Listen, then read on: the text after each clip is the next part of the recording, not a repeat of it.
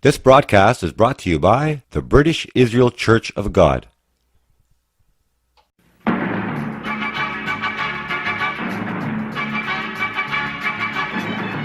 The Watchman Program. Evangelist and commentator Peter Salemi, bringing you the truth about today's world news in the light of Bible prophecy.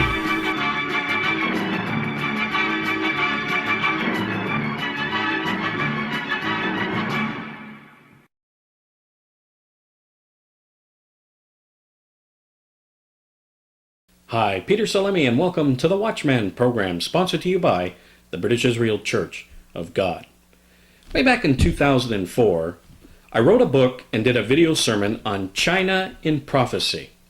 And way back then, I said that China would rival the United States of America as world power. And when we look at China today, we see China with double-digit growth in their economy every single year. We see China investing multiple billions of dollars in their military, and we see China's influence and strength growing every single year, and it is now rivaling the United States of America. Yet, in the United States, we see America's influence and power shrinking, especially when we see what's happening in the Middle East today.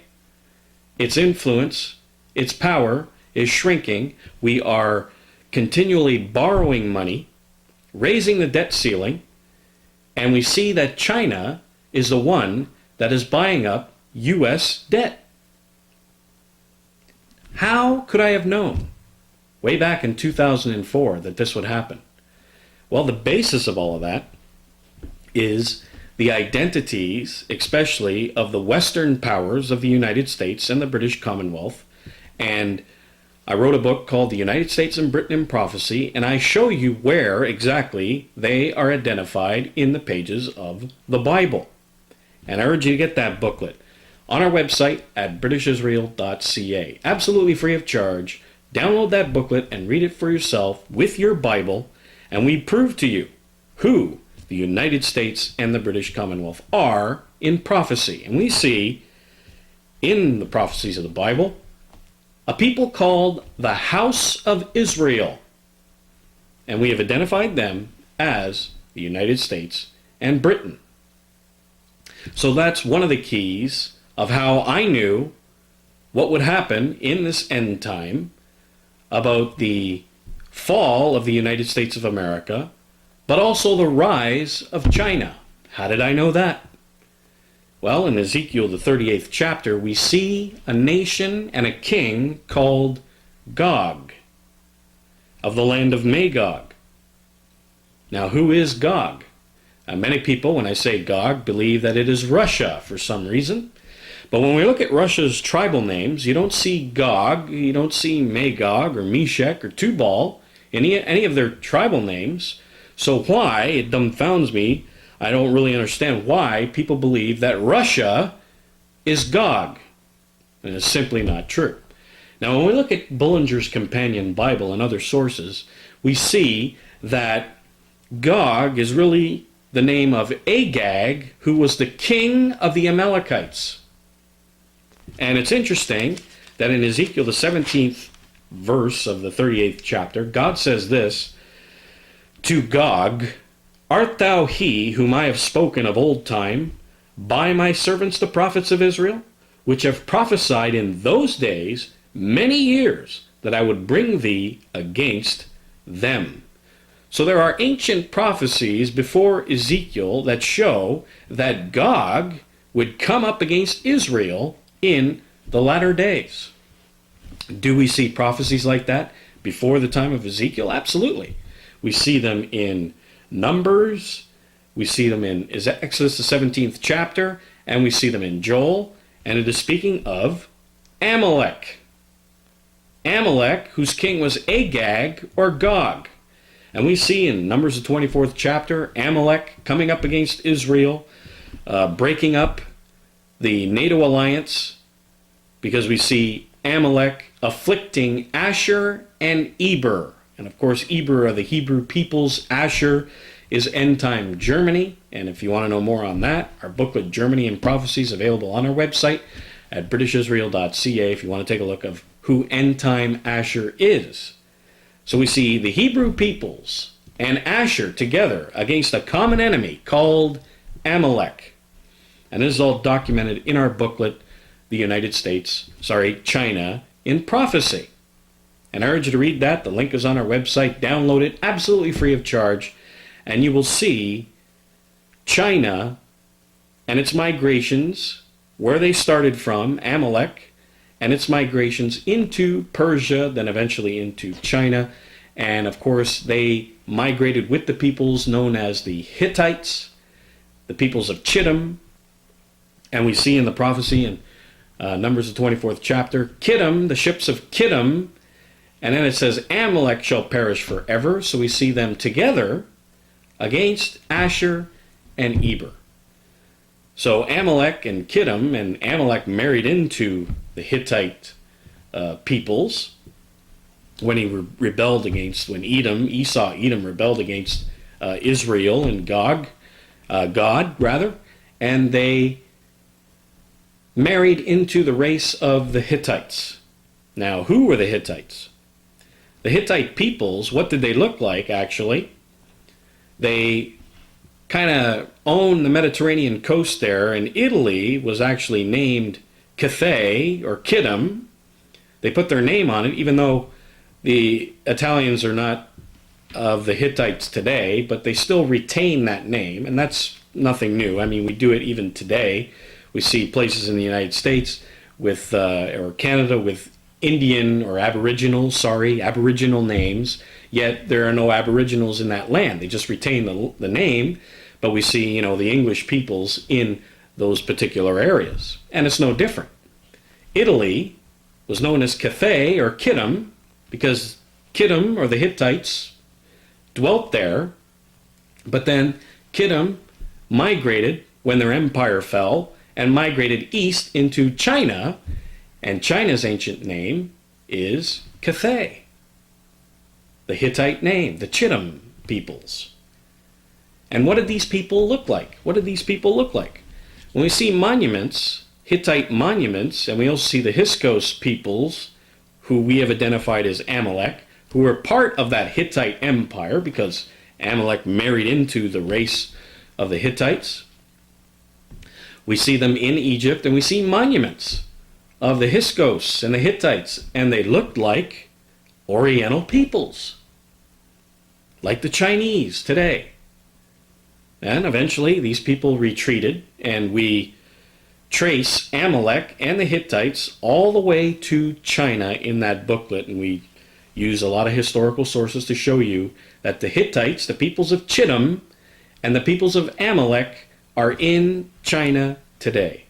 And even the gods that they worshipped was the dragon, Seth, the dragon. And we see, of course, dragon worship in China today. They got that suit on with the dragon, and they parade around the streets in their festivals with the dragon. I mean, it's obvious who the Chinese are today. The peoples of Gog, Amalek, the Hittites are the Chinese peoples today. So when we see in Ezekiel the 38th chapter, in verse 2, it says, Set thy face, O son of man, against Gog, Amalek, Chittim, China, the land of Magog, which is Mongolia, and that's the whole land of China.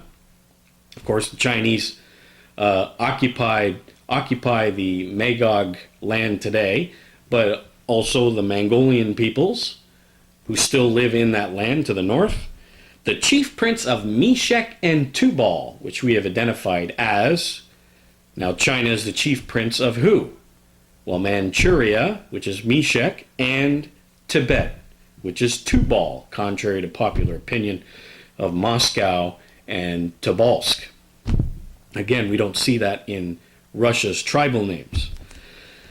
So Ezekiel 38 is identifying China as the main leader of this huge assembly that's being put together here that we read of in verse 4. God says, I will turn you back, or turn you around rather, and put hooks into your jaws, and I will bring you forth, all your army, horses and horsemen, all them that are clothed with all sorts of armor, a great company with bucklers and shields, and them handling swords.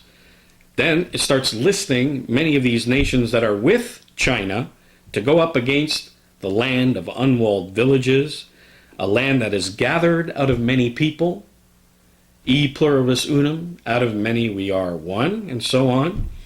Persia, Put, and Cush, as it should read, which is, of course, Iran, Afghanistan, Pakistan, India. Gomer, which is Cambodia and all his bands. The House of Tagarma, which is Central Asia.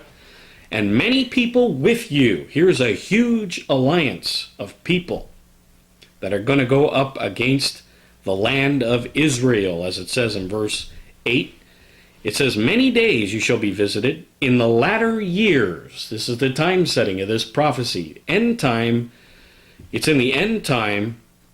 And it says, you shall come into the land which is brought back from the sword and is gathered out of many people, against the mountains of Israel, which have always been waste, meaning a land of refuge, but it is brought forth out of nations, and they shall dwell safely, even all of them. And what a description of our lands today. Land of refuge for many people, a land where they dwell safely, which we do, having neither bars nor gates, as it says in other verses of this same chapter.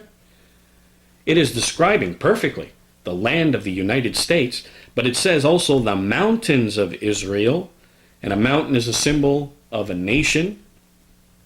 So these are different nations of Israel, which are brought back from the sword, and that are gathered out of many people. And that describes perfectly New Zealand, Australia, Canada, the United States. These are the nations that God is talking about, which China will invade and take over. And think of it. China has bought up our debt. China is devouring our natural raw materials and resources. China is buying U.S. companies. China has taken many American and Canadian jobs. What else can they take but our land? And that's the next thing they are going to take.